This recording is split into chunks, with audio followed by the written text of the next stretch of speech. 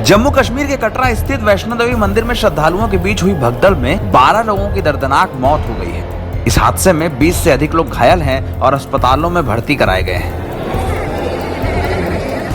घटना के बाद प्रशासन से लेकर दिल्ली के पीएमओ तक सरकार सभी हालातों पर नजर बनाए हुए है, लेकिन सवाल उन श्रद्धालुओं की ओर से पूछा जा रहा है जिनके परिवार के लोग हादसों में हताहत हुए हैं। एक मासूम बच्ची से लेकर महिलाओं समेत कुल 12 लोगों की मौत इस हादसे में हुई है, लेकिन सवाल है कि उत्तर भारत के सबसे सिक्योर मंदिर के रूप में मशहूर वैष्णो देवी में यह हादसा कैसे हो गया।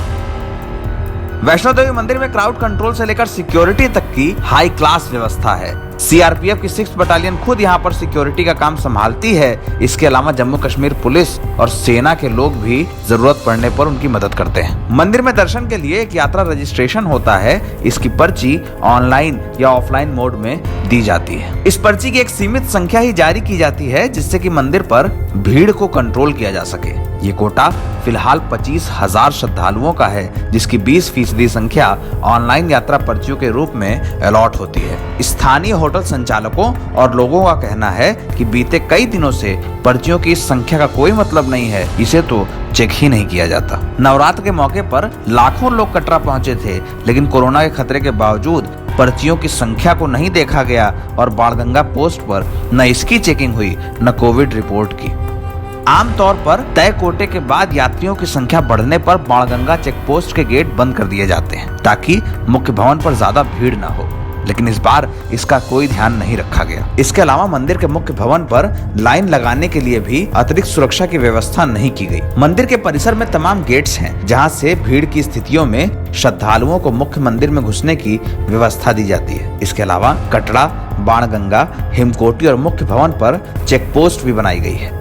इन सभी से पर्चियों को चेक करने के बाद ही लोगों को आगे बढ़ने दिया जाता है। पर्चियां सिर्फ इसलिए चेक होती हैं ताकि अगर आने वाले रास्तों पर भीड़ की स्थिति हो तो लोगों को कुछ देर के लिए वहीं पर रोका जाए, लेकिन इस बार ये सारी व्यवस्थाएं धरी रह गईं। हादसे के रोज वीकेंड था और शुक्रवार और शनिवार की रात होने के कारण दिल्ली और हरियाणा के श्रद्धालुओं की एक बड़ी संख्या यहाँ पर पहुंची थी। आमतौर पर नए साल के मौके पर वैष्णो देवी मंदिर में भीड़ होती है, लेकिन श्रद्धालुओं की संख्या को पर्चियों के इशू करने को रोककर कंट्रोल किया जाता है। शुक्रवार की शाम से ही कटरा बस स्टैंड से बाणगंगा की चेक पोस्ट तक श्रद्धालुओं का रेला लगा रहा, लेकिन नीचे से ही भीड़ को रोकने के कोई इंतजाम नहीं हुए। 12 किलोमीटर की यात्रा के बाद लोग मंदिर पर पहुंचे और जिस वक्त हादसा हुआ, सूत्रों का कहना है कि उस वक्त मंदिर भवन पर 50,000 से अधिक लोगों की भीड़ थी। इस भीड़ में ही श्रद्धालुओं के दो ग्रुपों के बीच लाइन लगाने को लेकर विवाद हुआ, मारपीट तक की नौबत आ गई और रात करीब 3 बजे मंदिर परिसर में भगदड़ मची। भगदड़ मचने के बाद लोग एक दूसरे के ऊपर गिरे और कई लोग इसमें घायल हुए, कई की जान चली गई। लेकिन करीब 50,000 लोगों की इस भीड़ में सीआरपीएफ भी बेबस रही।